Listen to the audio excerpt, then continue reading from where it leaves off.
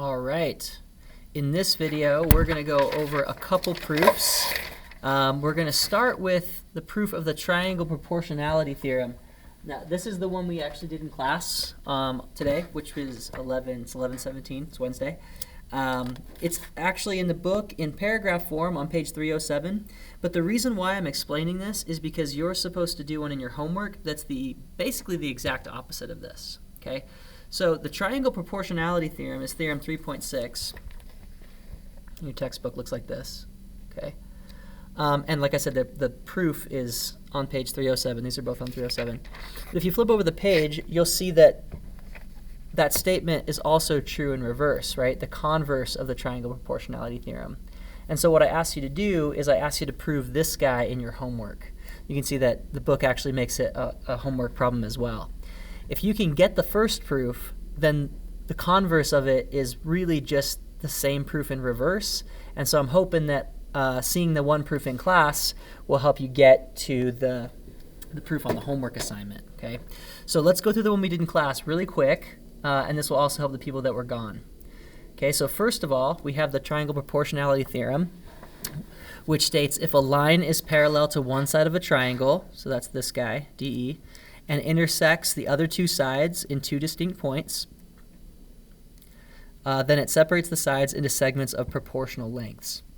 So we basically have the triangle ABC, and then we added a parallel line, and we wanted to show that this section, basically this line cuts these into proportional sections, or in other words, the ratio of this piece to this piece is the same as this piece to this piece. Okay, so this is the proof that we did in class. I'm going to walk you through it. Okay.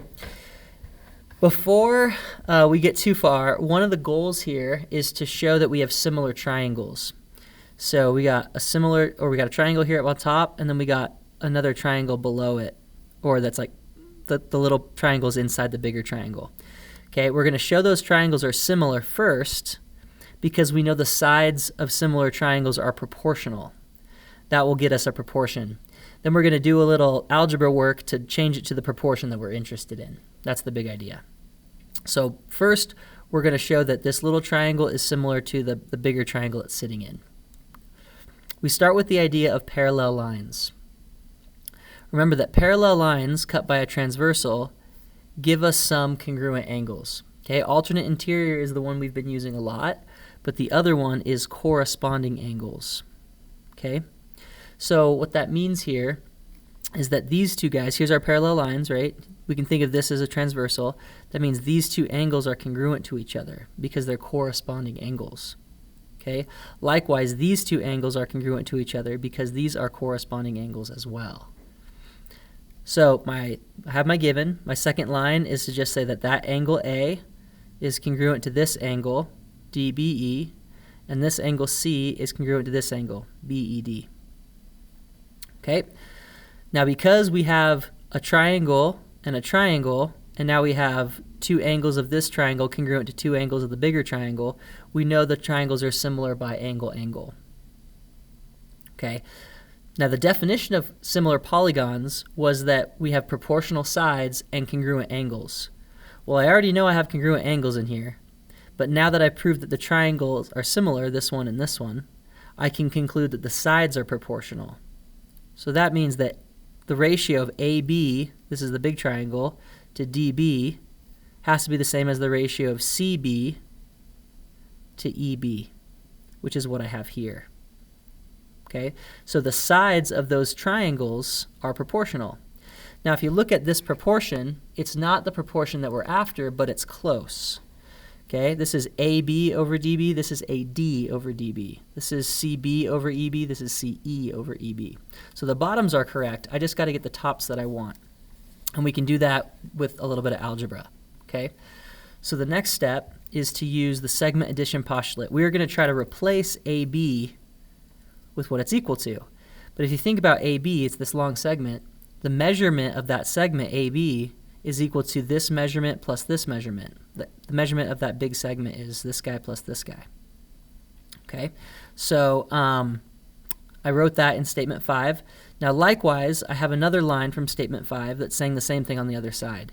CB, this long guy, the measure of CB I should say, is equal to this little measurement, C to E, plus this little measurement from E to B. So those are these two lines right here. That's the angle addition postulate. So what I do is I replace, so what I do these arrows to kind of help you understand what's happening here. We're taking line 4 and we're rewriting it in line 6. Okay, so I want the same proportion in 4 as I do in 6, except I'm replacing the tops. So I have AB over DB, CB over EB. I'm replacing AB with what it's equal to, and I'm replacing CB with what it's equal to. So normally this top would be AB over DB, but I replaced it with this stuff. Okay? I do the same thing over here. I replace what would be CB with what CB is equal to. Now notice when I do that, I have like an AD over DB, which is what I want. And I have a CE over EB, which is also what I want. But I have this extra piece in here. Okay? So that step was substitution. But then the next thing I do is I split apart the fraction. So think of this as like, I'm trying to think of how to explain this. If I had 3 over 4 plus 2 over 4, I would write 3 plus 2 over 4. And then I would probably make it 5 over 4. Right? So in other words, when I have common denominators, I add the tops and put them over that common denominator. This is the exact same thing in reverse. So I have 2 parts over a common denominator, 2 parts over a common denominator. So I just split them up so I have each part over that common denominator. So AD over DB, DB over DB, CE over EB, EB over EB. And that's what I have here. Basically, that's just a kind of a distribution property. It's distributing what we're dividing by. So it's kind of a weird way to use distribution, but it's actually distribution. Okay, from here you might notice that dB, anything over itself is equal to 1. Anything over itself is equal to 1. So like 5 over 5 is 1, 4 over 4 is 1, 100 over 100 is a 1. So dB over dB is 1, EB over EB is 1. That's the multiplicative inverse property that allows me to say like A over A is equal to 1, or basically cancel these out to get a 1. Okay, now I'm almost there. I'm almost where I want. AD over DB equals CE over EB. I just have an extra plus 1 on both sides. These guys turn into plus 1s. And then I subtract the 1 from both sides to get the ratio that I want. Okay, so we did that one in class. I know that that's probably a little bit, that would have been difficult to do on your own, which is why we did it in class. And for those of you guys who weren't here in class, now you kind of have that proof as well. It's also in your book, but it's just in a paragraph form. And I think the way I labeled it makes a little bit more sense to me. They used a little bit different labels, but you know, it's all the same proof anyway. It's the same logic. Okay, so that is the one we did in class. Now, the converse of that is basically the reverse statement. In this one, we say, okay, if I have 2 lines that are parallel, then these sections are proportional. Okay, we're going to go the other way and say, well, what if we know the sections are proportional? Can we go backwards to say that the lines are parallel? And that's what we're trying to do in the next one. Okay, so let me show you that one. Okay, so again, it's almost the exact same proof. It's just going to go in reverse. So if you were to take this guy and just reverse the steps going back up this, you'd pretty much have it. There's a couple things that are in a different order. And we also don't use AA for our triangle similarity. We use SASS, which I'll show you in a second. But more or less, it's pretty much the same proof in reverse. So although I know this would be challenging for some of you, I'm willing to bet that a lot of you would be able to get it just by comparing it to the first proof that we did. So let's run through it, okay? The converse of the triangle proportionality theorem, or theorem 6.5, starts with proportional sides, okay? So I know the ratio of this guy to this guy is equal to the ratio of this guy to this guy, okay? I know that from the beginning. So basically what we concluded in proof 1 is what I'm assuming in proof 2. What I'm trying to prove is that these lines are parallel. I don't know that they are. That's what I'm going to try to do. So assume I have proportional parts. Assume that this line cuts these sides into proportional parts, and show that those lines must then be parallel. So here's my given, right? Proportional. Here's my statement I'm trying to prove. Lines are parallel. Okay, so start with the given, right? Okay, now this is so tricky, but again, compare to what we did here. How did I get from, or how would I go backwards from here to here, right? Just add 1 to both sides. Take the congruent statement, take the proportion that you have and just add 1 to both sides. I know that seems weird, but we can turn that 1 into these guys, and then we can put the thing back together, and then like we're just going to go in reverse here, basically. So although it seems crazy, all we're going to do is add 1 to both sides. Okay, addition property of equality, whatever. Now 1 we can change into anything, basically, anything over itself. 5 over 5, x over x, 100 over 100, 6 over 6, 12 over 12, 3 over 3, pi over pi, right? We have some flexibility. So the clever thing to do here is to say, well, let's just make 1 dB over dB. Again, we're just going in reverse, going back to this step. Okay? Now the reason why we're doing that is because our goal right now is to show that this triangle is proportional to this triangle, and part of the process of doing that is showing that this full side to this full side is equal to this full side to this full side. And we don't have the full sides yet, we only have the pieces. And so we got to put those pieces together. So if I want to get AB over DB is congruent to CB over EB, which I need to do the SAS, I'm going to have to like bring in those pieces, right? So I do plus DB over DB and plus EB over EB. I know that seems weird right now, but again, that's the multiplicative inverse property. Anything over itself is equal to 1, so I'm just replacing 1 with something over itself. Okay, from here, what I have common denominators. Right? So I have 2 fractions with common denominators. So add the tops, put it over the common denominator. Same thing here, common denominators. So add the tops, put them over the same common denominator. It doesn't really make sense why we would do that unless you're familiar with this one already. And you're just like, yeah, just going backwards. So go from here back to here. Then we're going to go from here to here, and from here to here, and so on. Okay? Same kind of idea. All right, so now we have this guy. Now what we have to say before we do a replacement, AD plus DB should be equal to the length of the full side AB. So we're going to replace this with AB, and we're going to replace this with CB to get from step 4 to step 6. That's our goal.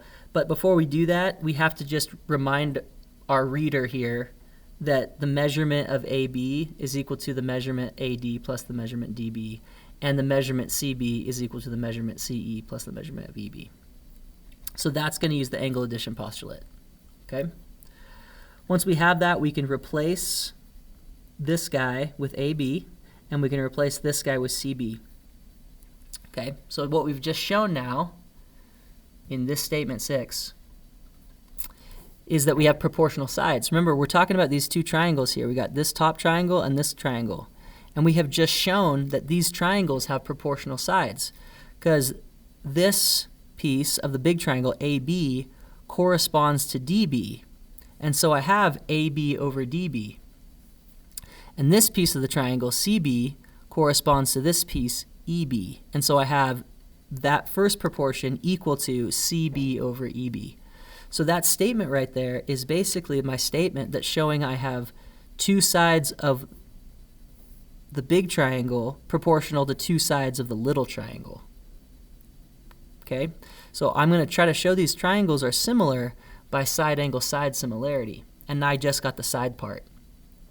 Now keep in mind that both of the triangles have angle B in them, right? Angle B is the top of the little guy and it's the top of the big guy. So my statement 7 was angle B is congruent to itself using the reflexive property. Now that step is actually not in the first proof that we did because we showed the triangles were similar by angle, and in this time going backwards, we're actually showing the triangles are similar by side angle side, and so we didn't need that one in the first time around. So that is a little bit of a departure. But this first little section is pretty much just the exact reverse of what I had so far. Hopefully once you get to that point, you'll see, like with these 2 steps, Yeah, that's your side angle side similarity right there. We got the sides of the triangle proportional, two sides of the triangle proportional, and we got the included angle congruent. So now we can conclude that the top triangle is similar to the big triangle by side angle side similarity.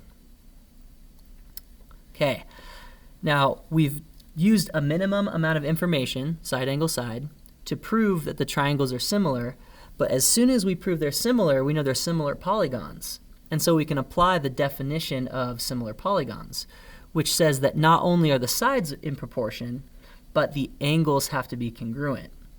Well, we already knew that angle B was congruent to itself, but now we have this angle I called angle 1, and this angle that I called angle 2. And so I can say, hey, look, if these two triangles are similar, then 1 and A have to be congruent, and 2 and C have to be congruent. That's just by the definition of congruent polygons, right? The corresponding angles of two similar triangles have to be congruent. Okay? All right, now let's go back to the parallel line idea, okay? Now, I don't know these lines are parallel yet, but what I've just shown is that the corresponding angles are congruent. So if two lines are crossed by a transversal and the corresponding angles are congruent, that must mean that the lines are parallel. Okay? That's actually the converse of the corresponding angles postulate.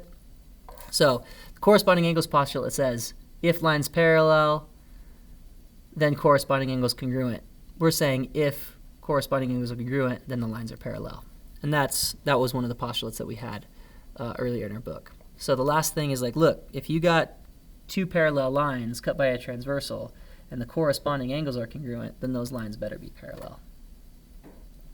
So again, pretty much the exact opposite of the other proof. The only difference here is that the way we showed the triangles were similar was not AA, because we didn't have those angles to start with. It was actually SASS, because we actually started with information about the sides. We use that to get similar triangles. We use that to give us information about the angles, and then we use that to show that the triangles were, the lines were parallel. Okay, so kind of like I said, mirror images of each other. Now, again, some of you guys will just eat that up and be like, yeah, easy, got it. Or maybe didn't even need help with that. Some of you guys will have a hard time with that and be a little bit confused. Okay, the idea here is that you got to lift as hard as you can lift. You got to push yourself past your current limitations to get stronger. So if you didn't quite understand that, hopefully that helped, and that will get you the rest of the way there. I'll kind of help lift up the bar for you so you can make it. But you really should make sure that you understand the reasoning there. Once I've already given it to you, you should be able to go back and walk through those steps and be able to explain it to yourself or explain it to your, your mom or your dad. Not that they'll understand, but the process of you explaining it will help you make sure you understand it. So you're responsible for understanding that. You're not responsible for doing it all by yourself. I'll help you with that. But with that, you should now be able to kind of reason through that proof. Okay? Hope that helped, guys. I'll see you back in class soon. Thanks.